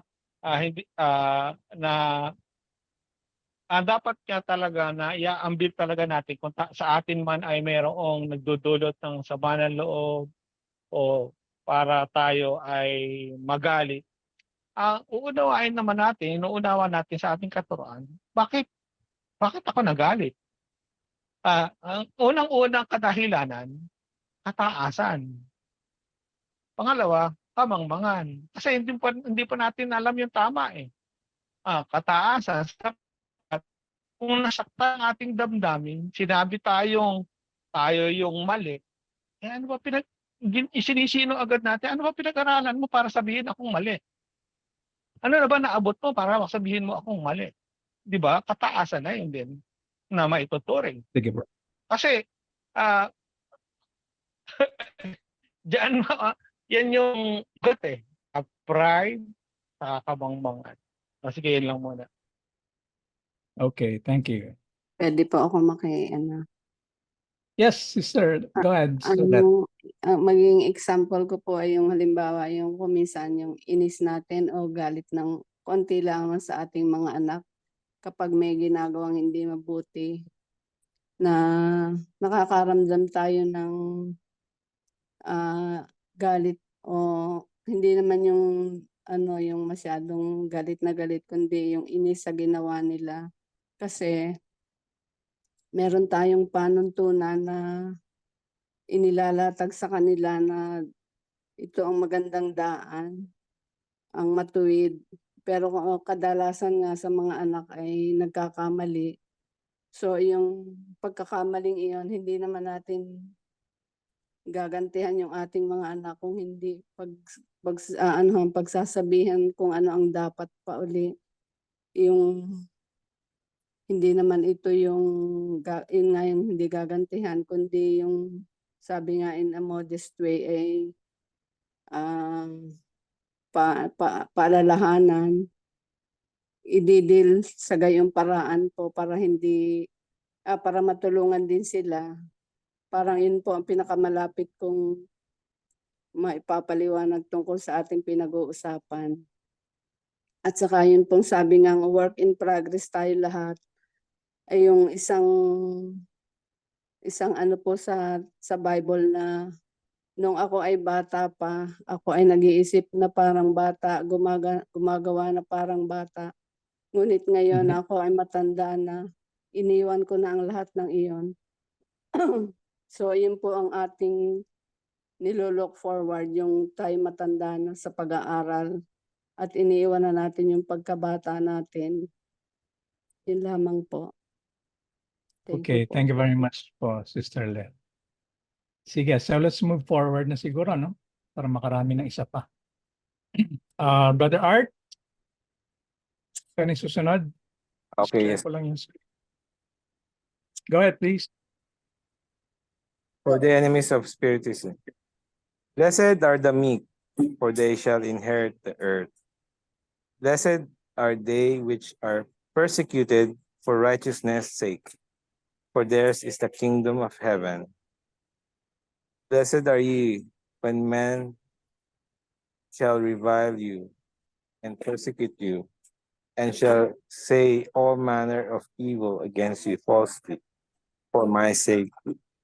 Rejoice and be exceeding glad, for great is your reward in heaven. For so persecuted they are the prophets which were before you.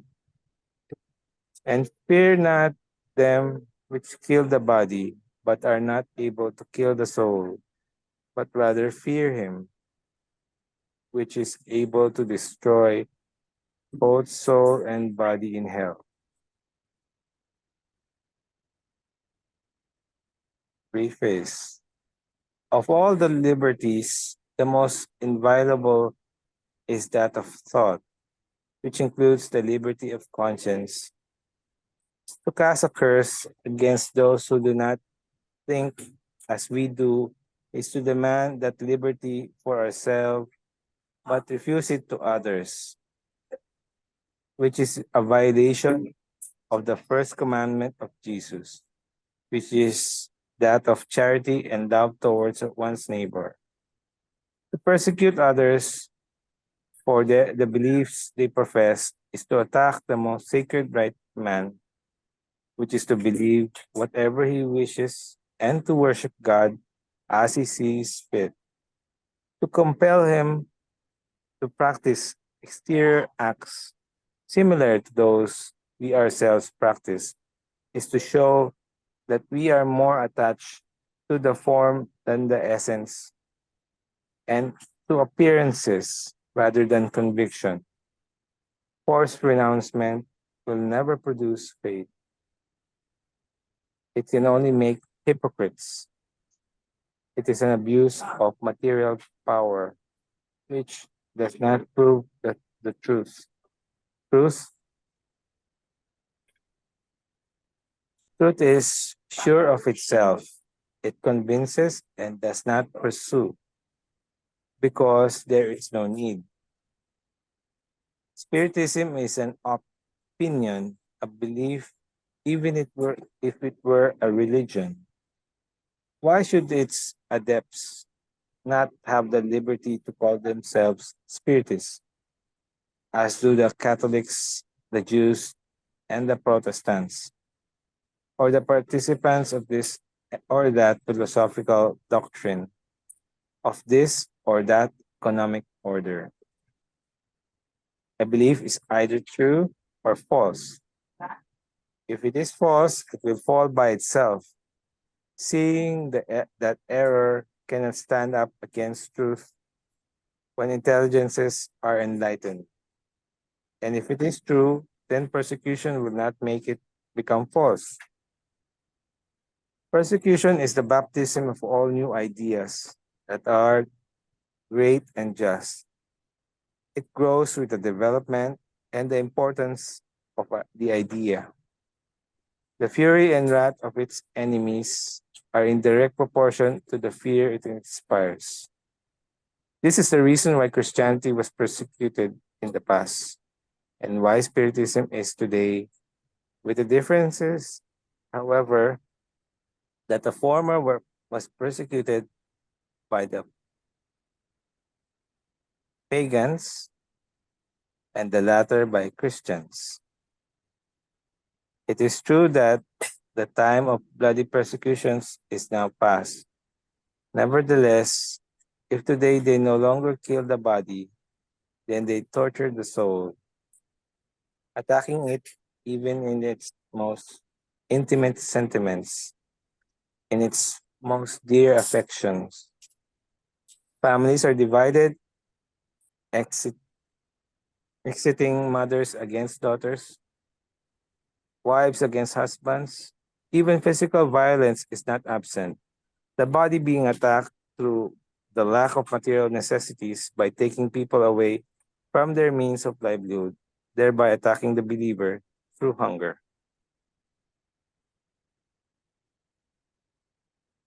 Spiritists, do not be upset by the blows that are hurled at you, because they are the proof that you have the truth. If this were not so, they would leave you in peace and not attack you. It is the test for your faith.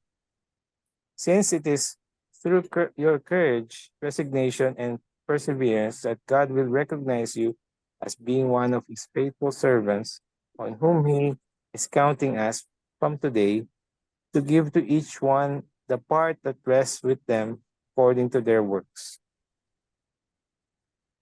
Following the example of the first Christians, carry your cross with dignity, believe in the words of Christ when He said, "Blessed are those who suffer persecution for the love of justice, for theirs is the kingdom of heaven. Do not be afraid of those who kill the body, for they cannot kill the soul." He also said, "Love your enemies, do good to those who do you evil, and pray for those who persecute you. Show yourselves to be true disciples, and that your doctrine is good by doing what He said and did." The persecution will not last for long. Await with patience for the coming of the dawn, since the morning star is already appearing on the horizon. Okay, thank you, Brother Art. Medyo mahaba-haba. Any initial comments? We have a few minutes. Yes. Ito para sa akin, ito yung kung ano yung pinangahawakan natin sa ating mga pag-aaral ay hindi dapat tayo matakot na manindigan sa mga paniniwala natin.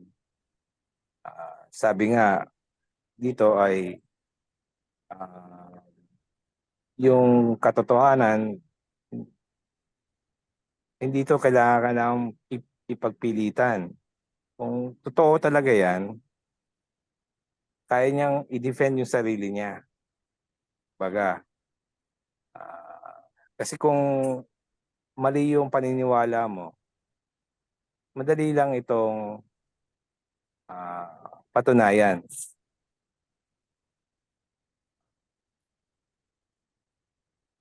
Ang naalala ko rin dito yung siyempre kapag ikaw ay nakikipag-engage ka sa may mga ibang paniniwala, maingat ka, diba? Dahil magkaiba kayo ng paniniwala. So, pero hindi ibig sabihin nun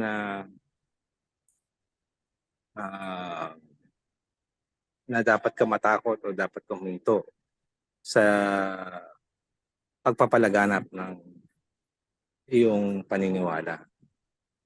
Of course, makakaharap din tayo sa yung mga persecutions.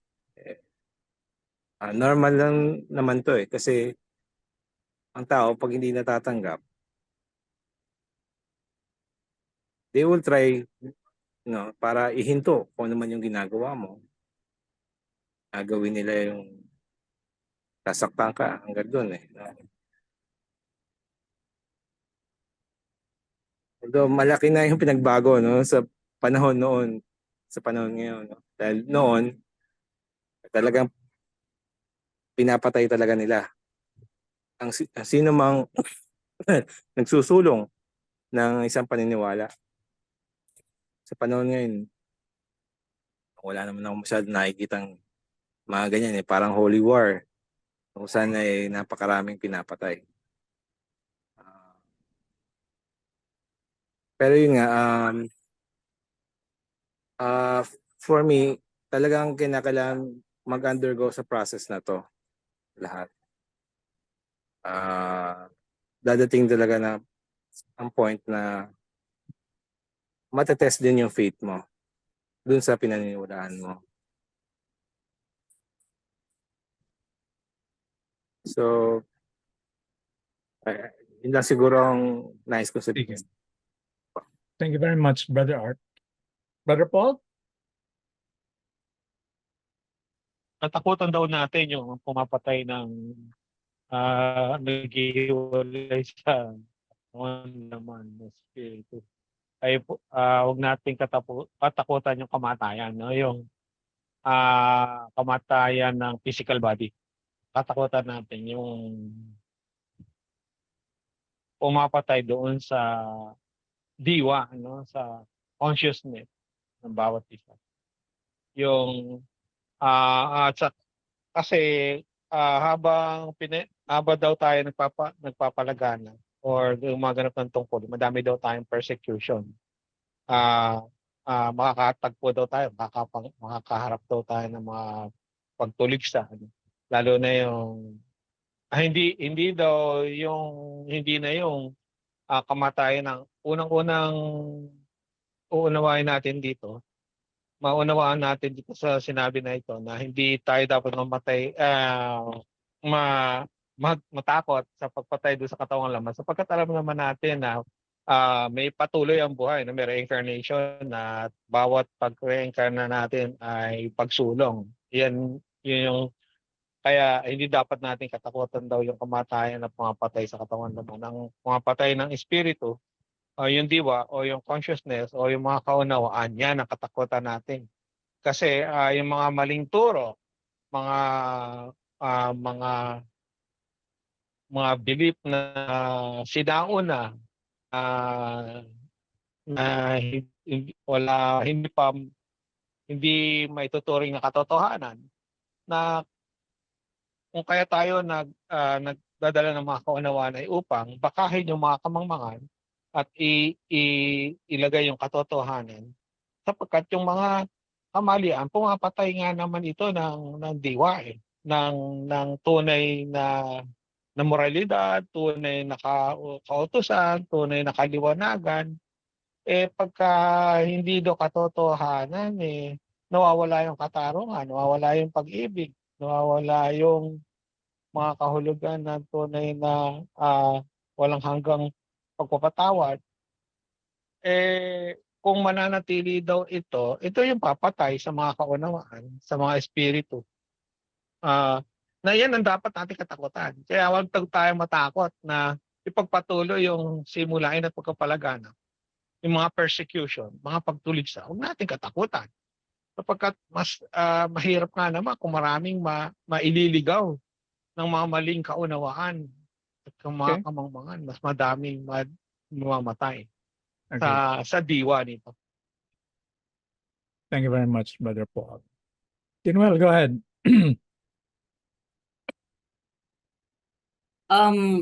Hindi ko po maiwasan na mapangiti habang binabasa yung last paragraph. Kasi masasabi ko na